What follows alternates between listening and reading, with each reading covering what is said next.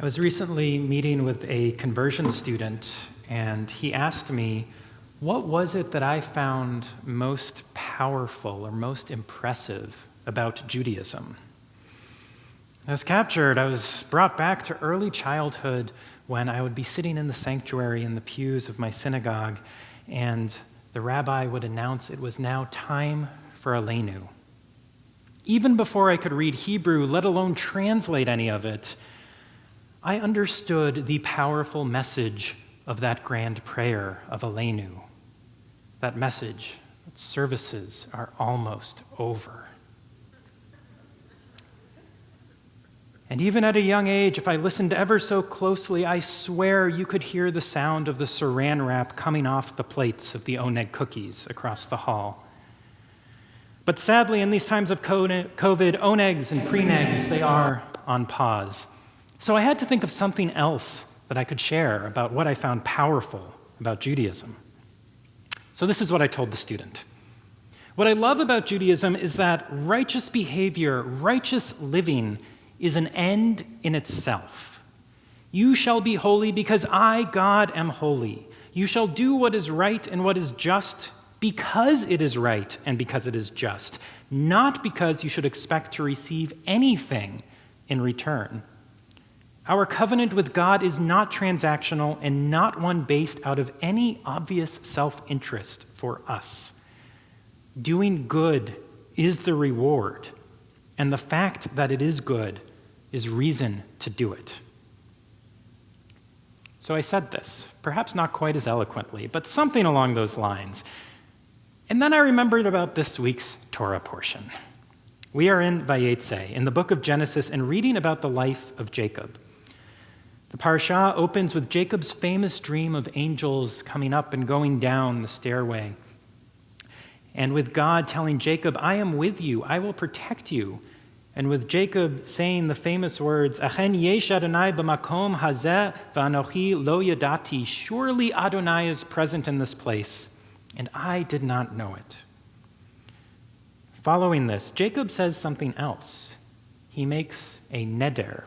That word might sound a little familiar from a few months ago with the opening service of Yom Kippur, Kol Nidre. Neder or Nidre, they mean vow. As the scholar Nahama Leibowitz notes in her commentary, this is the first vow in the entire Torah, the very first pledge anyone offers. And what is the very first promise made in the Torah? This is what Jacob vows. If God remains with me, if God protects me on this journey that I am making and gives me bread to eat and clothing to wear, and if I return safe to my father's house, Adonai shall be my God. And this stone which I have set up as a pillar shall be God's abode, and of all that you give me, you, God, give to me, Jacob, I will set aside a tithe, a tenth, for you.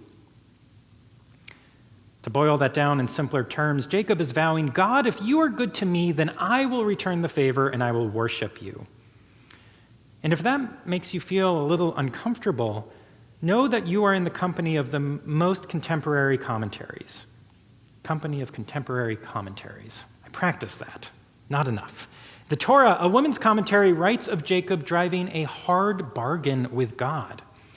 An essay in the Reform Movement's commentary goes further, saying that whatever we call this vow, it is not a quote-unquote proper prayer.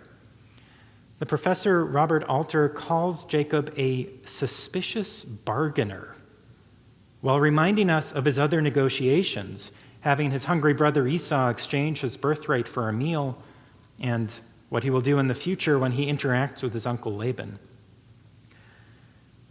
Perhaps not surprisingly, previous generations have viewed Jacob's vow differently. We have to remember from their perspective, Jacob, along with the other patriarchs, was by definition pure in his motives. He did not make mistakes. He did not succumb to moral failings. He couldn't. He was a patriarch in their eyes. So how do they understand just what Jacob is saying when he says, if God remains with me and protects me and feeds me, then I will worship God? Abarbanel reminds us that this was Jacob's first prophetic dream. How could he even know what this was, that this was prophecy, that this was true, that this was not just an ordinary dream? Perhaps, Abarbanel suggests, Jacob was saying, if these things actually happen, then I'll know that this dream was actually real, and I will then maintain this contract that was put forth in this dream. But if it was all made up, then I'm not going to. It's a bad idea to just follow things we dream about, right? That's one suggestion. Another commentator, the Radak, suggests there was no transaction here at all, but rather humility mixed with fear. He reads Jacob as saying, if I am safe on this journey, if I make it back in one piece, then and only then will I be able to worship God. Put another way, it's as if saying, if the surgery goes well, then I'll be there for Yom Kippur. That is not a negotiation.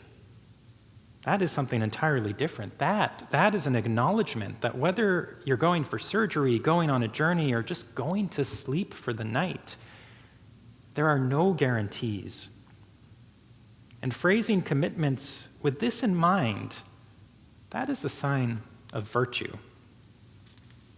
So the reading goes. But you may sense a complication with this explanation. While it's true that there are no guarantees, in Jacob's case, there actually was. Remember, he had his dream. He had a dream where God said to him, I am with you.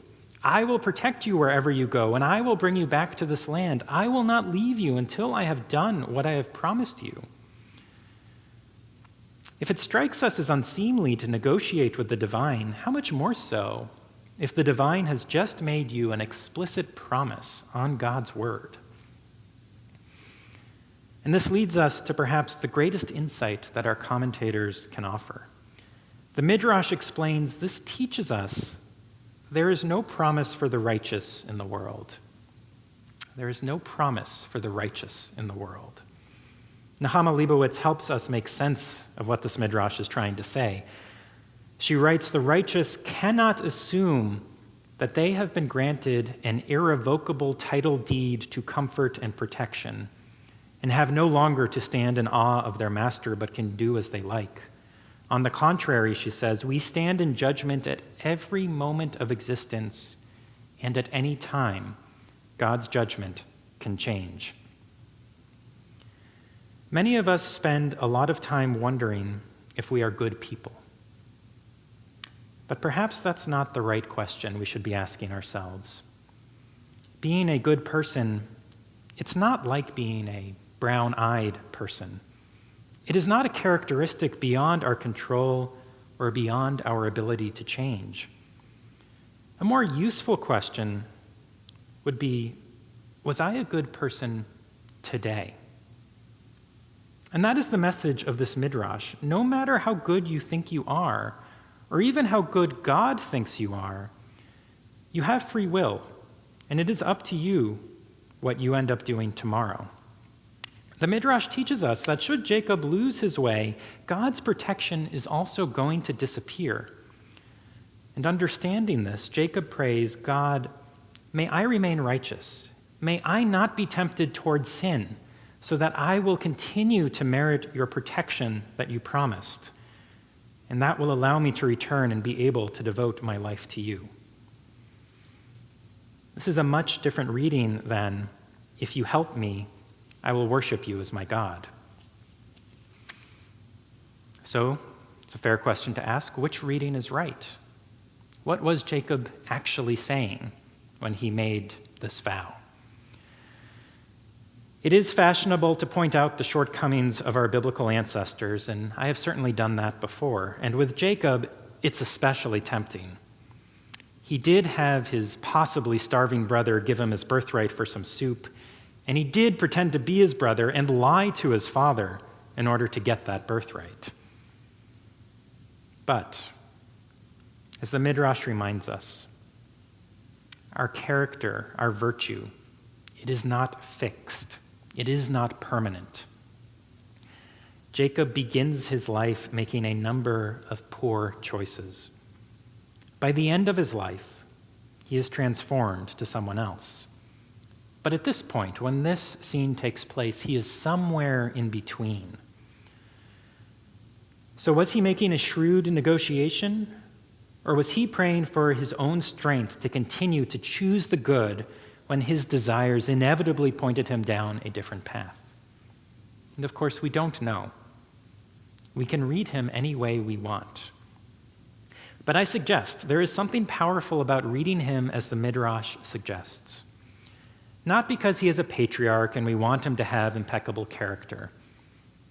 No, it's because too often we're tempted to read him critically.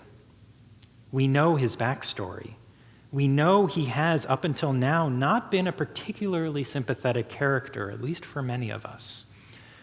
We assume the best in the people we like and the worst in the people we don't. But people are not one-dimensionally good or bad. They, we are all going through life confronted with possibilities, sometimes choosing one way, sometimes another. There are qualities we are born with. There are qualities that we develop over time. But righteousness, that is something else. It's a description that only really applies once our lives have ended. Once the totality of our life has passed and others can look back and assess our deeds. I, for one, suggest we read Jacob favorably here, both because it causes us to begrudgingly remember even the worst people. They can do amazing good. And also because this reading teaches us our character is not something that we inherit and it is not fixed. It is something not only within our control, but something that takes renewed effort with every decision we make every day. Have I been a good person today? And God, please give me the strength to be a good person tomorrow. Ken Yehi Ratzon, may it be God's will.